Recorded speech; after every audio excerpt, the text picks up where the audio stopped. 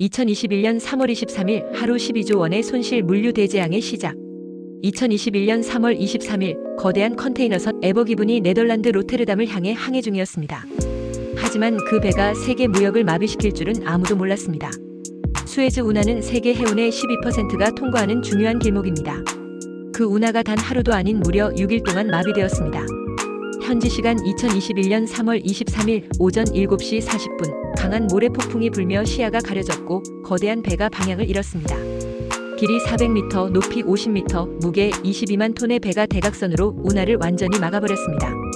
전 세계는 충격에 빠졌고 운하는 양방향 모두 막혀버렸습니다. 하루 100억 달러, 약 12조 원의 손실. 유조선, 화물선, 어선, 크루즈선이 모두 멈춰섰습니다. 전 세계 원유와 가스 공급에도 큰 차질이 생겼습니다.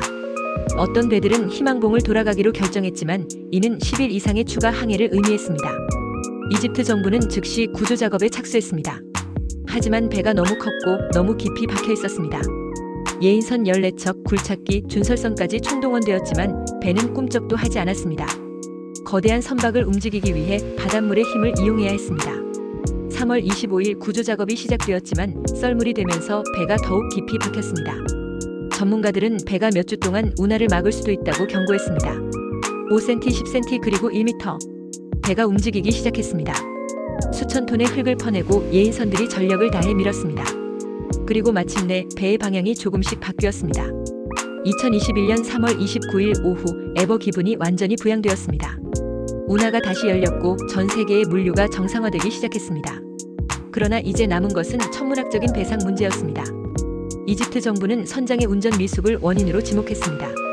하지만 선주사는 이집트 운하 당국이 기상 상황을 고려하지 않았다고 반박했습니다. 수백억 달러의 손해배상 소송이 시작되었습니다.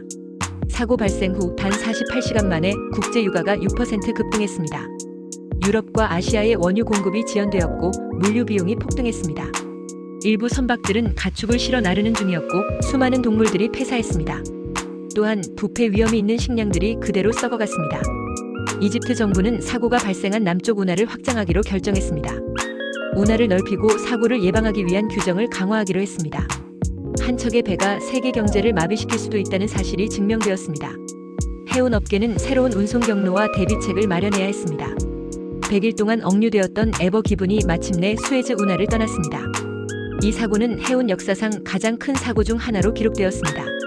그리고 세계는 이 사건을 통해 다시 한번 물류의 중요성을 깨닫게 되었습니다. 구독과 좋아요는 영상을 제작하는 데 큰 힘이 됩니다.